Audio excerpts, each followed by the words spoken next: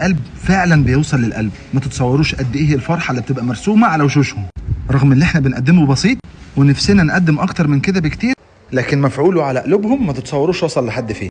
احنا بنصور الفيديوهات دي عشان اللي اتبرع او اللي عايز يتبرع يشوف تفاصيل كل حاجه قدامه على الطبيعه، سواء من قلب المطبخ اثناء العمايل او اثناء التغليف او حتى اثناء التوزيع. بما اننا وصلنا على نقطه التوزيع ففي حاجه مهمه لازم اقولها لكم.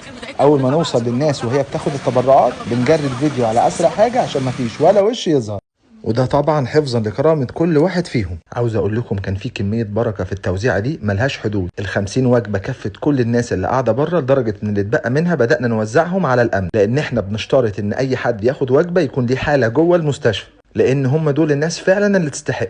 الواحد بيحس بقيمته فعلا لما بيكون فرد نافع في المجتمع، فما بالك مطعم بفريق العمل كله. لو عندكم اي استفسارات اكتبوها لنا في الكومنت. يا جدعان بيحصل خناقات وحوارات واحنا بنوزع الوجبات. عمرو كان هياكل علقه. قال لك انا ببقى مستمتع جدا وانا بوزع وجبات الخير وبديها لكل الناس، وبسمع حاجه واحده بس، ان الناس بتدعي لي.